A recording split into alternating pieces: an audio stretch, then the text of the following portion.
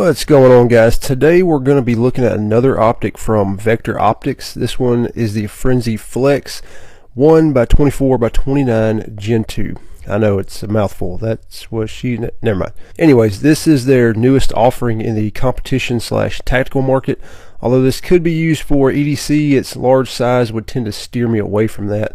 That's why I have it mounted here on this Glock 17. This is my competition/tactical pistol. From the side, it gives off Trijicon SRO vibes, but from the back, it looks a lot like a 507 Comp or a Defender XL from Vortex. For those of you that don't know, VectorOptics is a Chinese company that makes red dots, magnifiers, and scopes in all kinds of sizes and formats. I recently made a video on the Frenzy Plus 1x22x32, which I think is a great option for a PCC or PDW, and it's what I'm currently using on my personal 9mm PCC.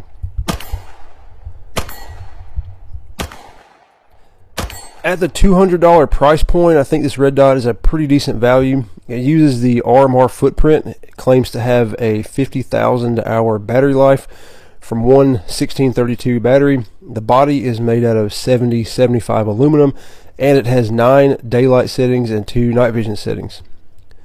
The dot is a 6 MOA dot, which is kind of big compared to most of my other red dots, but they claim the larger dot helps with fast target acquisition. I'm going to have to agree with them there because I had no problem shooting this with the large dot. Even with my astigmatism, it was easy to pick up and easy to transition. I did a good bit of shooting that involved fast target transitions, and the dot was very easy to pick up and move from one target to the next. I also believe the large window plays a part in the ability to quickly pick up the dot. It's noticeably easier to find the dot in this window compared to something smaller like a... So for one, you gain speed but lose concealability, and on the other, what you give up in speed, you gain in concealability. So you've got two different tools for two separate tasks. As far as a torture test goes, I dropped it a few times and racked it off of hard objects and had no issues with it retaining at 0. Even with the large dot, I was able to hit the top of a T-post at 25 yards with it after banging it around at the range. And for those of you who aren't familiar with T-posts, they're the little green posts, metal posts that you see on a pasture fence. They're like mainly green, and they've got a little 6-inch or so white marking on the top. I was able to hit that white part on the top at 25 yards with this red dot and Glock 17. And for torture tests, I know everyone wants to see it get like ran over and shot with a shotgun and have 10,000 rounds shot with it, but I don't have that kind of budget for this stuff, and YouTube only pays me about $50 a month from the limited ads I get to run. So this is the extent of the torture test you're going to get. And let's be honest, how many people are actually going to use the optic that hard anyways? If they do, they probably don't need to be shopping for a $200 red dot. For all the other shooters who are looking for a solid, less expensive option for a competition or tactical pistol, I do think this would be a serious contender. In my limited time and experience with it, I really couldn't find anything that would steer me away from it. It has a very common mounting footprint.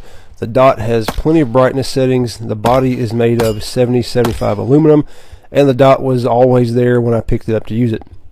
And what else could you really need? Alright, a 2032 battery would be nice because the 1632s aren't as common and they're considerably more expensive, like twice as expensive, or 3 times. Other than that though, I really like this red dot even more than the Siley Ghost that was on this gun before now, and I'm planning on keeping the Frenzy Flex on here until something else comes along and makes me like it even more. Now don't get me wrong, the Siley Ghost is pretty durable and seems to be well made, but I just never was really a fan of the looks. The 2 little shroud things, I know they kind of help it be more durable and protect the lenses and all that stuff, but God, it just doesn't really look that good. And this optic from VectorOptics, the Flex, I like the way it looks. I like the SRO look kind of from the side, you know. I like the square window and all that, and it really does look good, you know, on presentation. When you pull the gun up, it's easy to find the dot, and it's just an enjoyable red dot to use on a handgun. That's all I got, guys. Hope you liked the video. Thanks for watching. As always, get in the gym, get stronger, go outside and shoot those guns and get better. We'll see y'all next time. God bless.